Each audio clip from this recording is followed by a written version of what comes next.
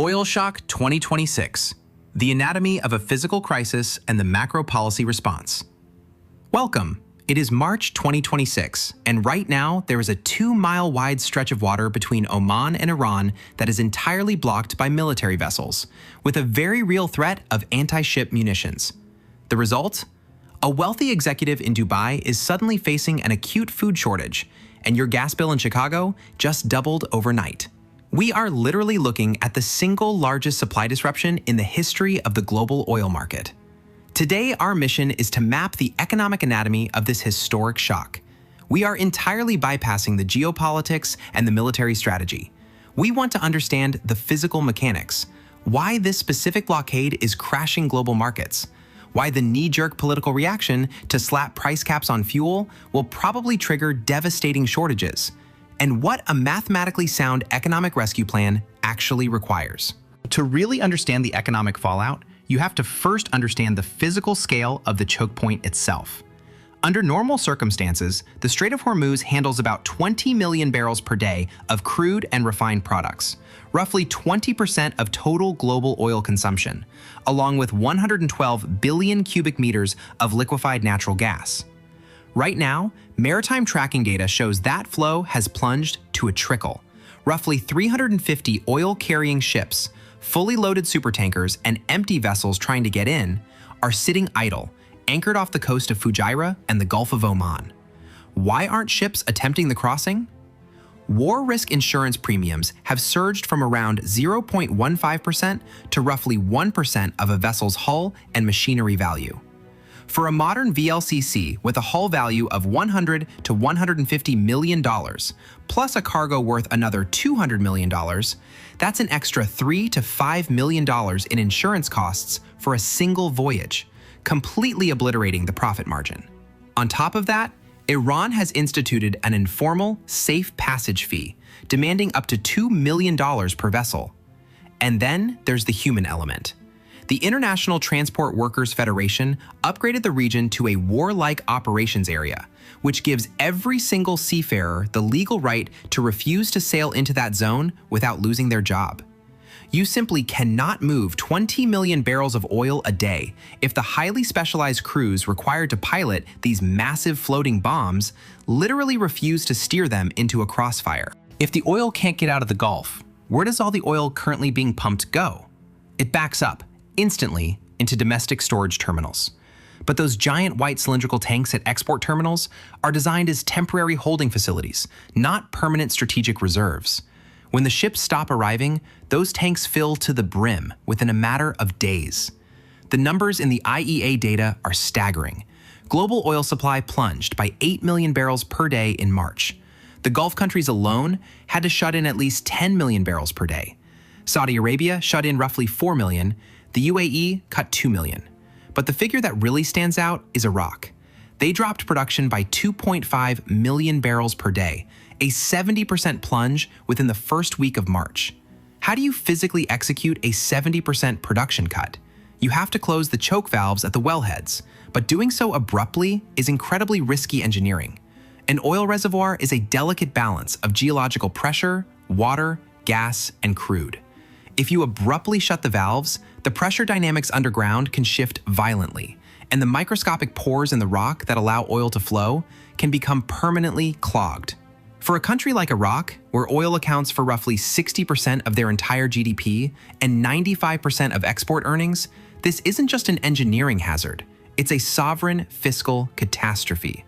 The backup cascades downstream as well. Over 4 million barrels per day of refining capacity in the region is at risk or already offline. Regional refineries only hold about 2 weeks of product storage. And on the LNG side, drone strikes hit Qatar's Ras Laffan industrial city, knocking out 17% of Qatar's entire LNG export capacity. Infrastructure that will take 3 to 5 years to repair. It's really important to contrast what we're seeing today in 2026 with the last major energy shock we had back in 2022, following Russia's invasion of Ukraine. In 2022, the shock was political and contractual. Western nations basically refused to buy Russian oil, but the oil was still being pumped out of the ground, still being loaded onto ships. It just went somewhere else. The global market resorted its logistics.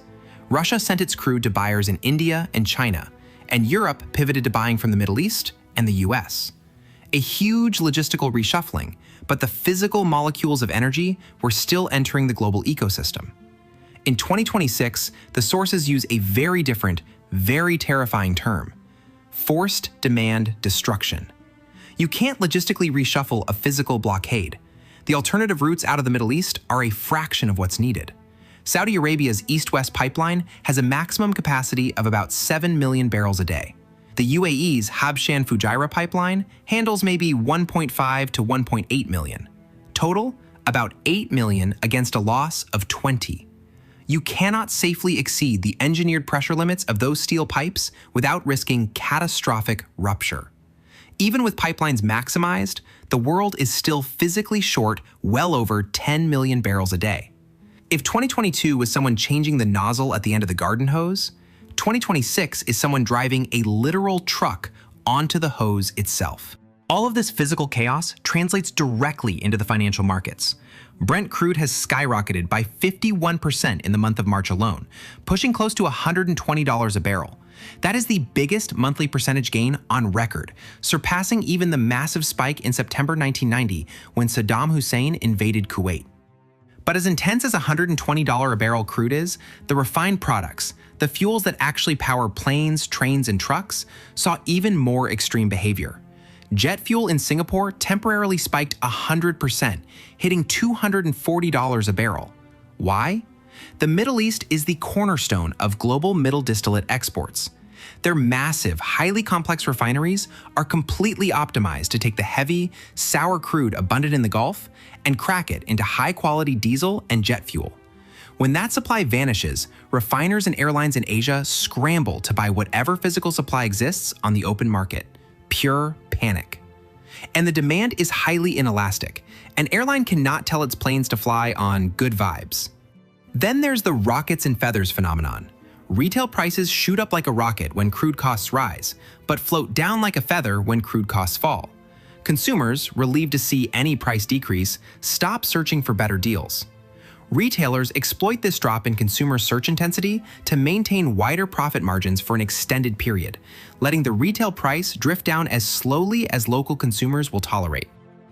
When consumers are enduring the sustained pain of those feathers falling so slowly, the political pressure becomes radioactive.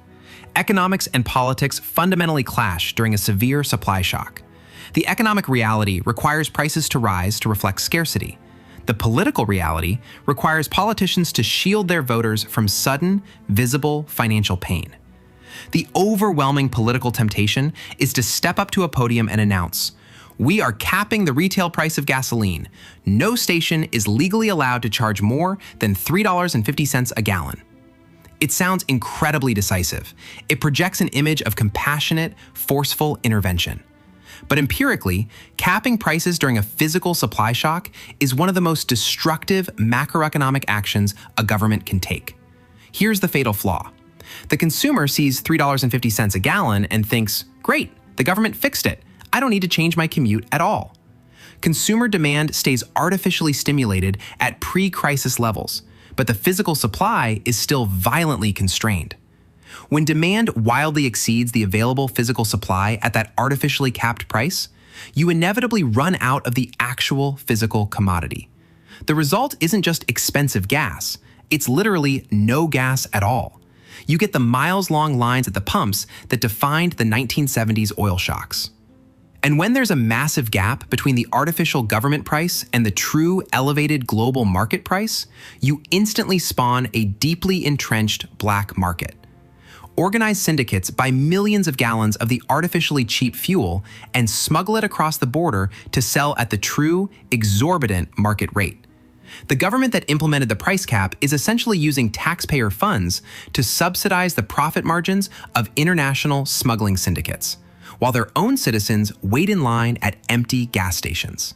A Federal Reserve working paper by Momo Komatsu models this exact disaster scenario, analyzing negative spillovers within currency unions and highly integrated trade blocs, specifically the euro area.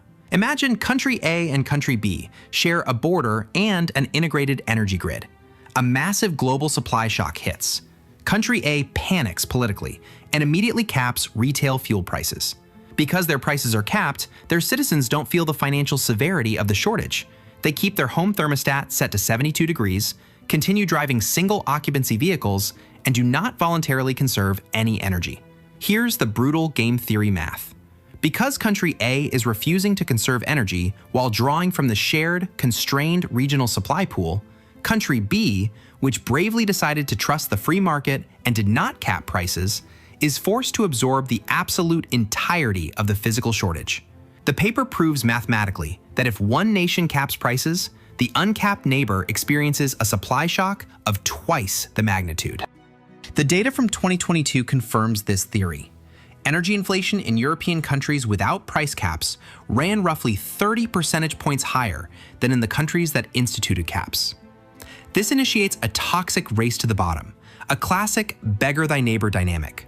Once Country A caps prices, the inflation in Country B becomes so politically unbearable that Country B's leaders are practically forced to capitulate and implement their own price caps just to survive the election cycle. Within weeks, the entire economic bloc is infected.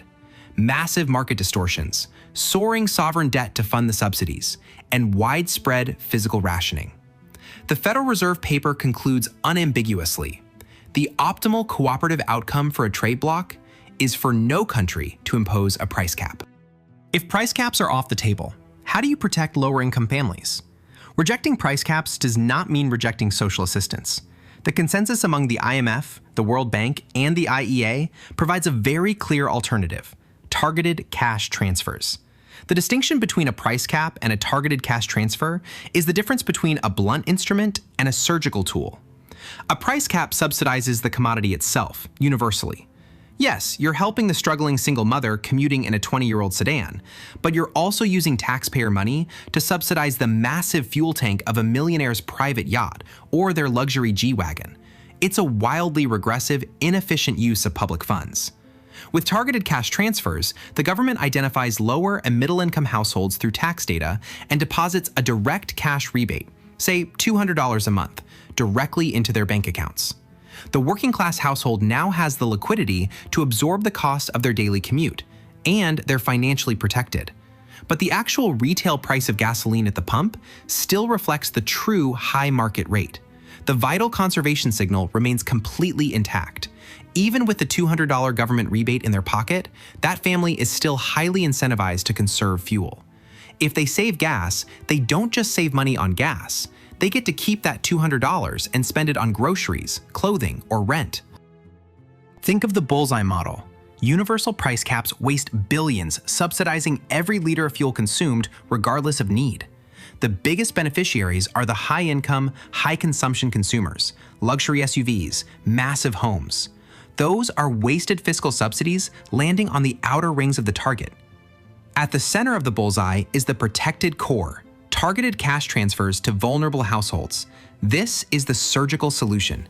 You intervene heavily in the social safety net, but you keep your hands entirely off the price mechanism. Targeted transfers hit the center of the bullseye, providing direct relief while preserving the high price signal that forces the economy-wide conservation we desperately need.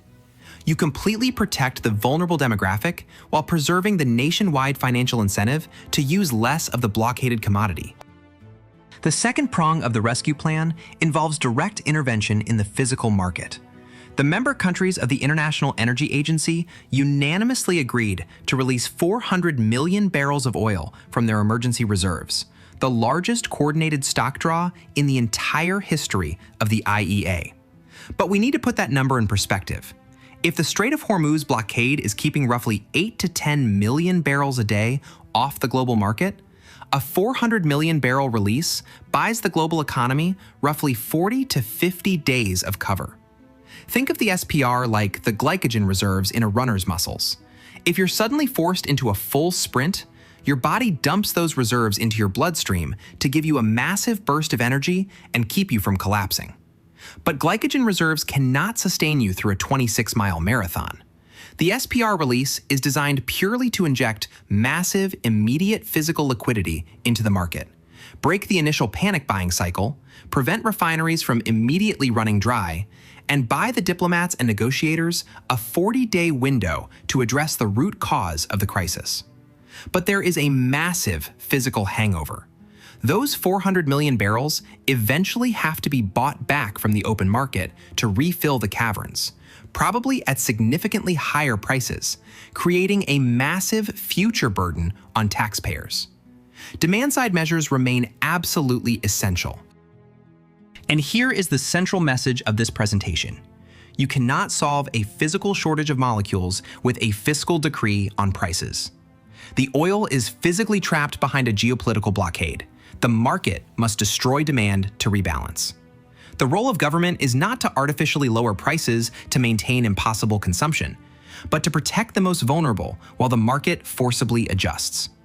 The only mathematically sound response to a crisis of this magnitude is a synchronized three-pronged approach. Protect people without distorting prices, inject physical reserves to buy time, and aggressively reduce structural demand. Here's the final framework. 3 levers, all activated simultaneously. Lever 1. Do not intervene in the price mechanism. Let the market find the equilibrium price. Avoid the negative spillovers and the enormous fiscal waste of universal price caps. Lever 2. Intervene in the social safety net. Deploy highly targeted cash transfers to insulate vulnerable households from the inflationary shock without distorting market signals.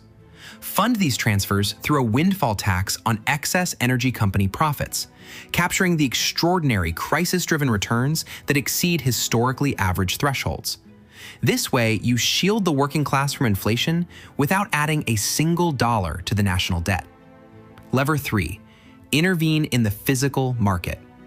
Execute coordinated SPR releases and aggressive demand-side conservation mandates, mass teleworking, reduced highway speed limits, heavily subsidized public transit, to physically bridge the logistics gap. Every single barrel saved through domestic conservation is a barrel you don't have to frantically replace from a blockaded, militarized choke point halfway across the globe.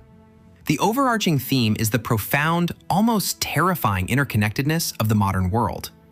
A localized geopolitical conflict instantly mutates into a shipping insurance crisis, then a geological production crisis, then a global inflation crisis, and paradoxically, an acute food and drinking water crisis for the wealthiest desert nations on Earth. Perhaps the true promise of the green energy transition is not just about saving the climate, but about establishing ultimate national security, achieving true economic sovereignty, and finally, escaping the tyranny of global choke points. Thank you for watching.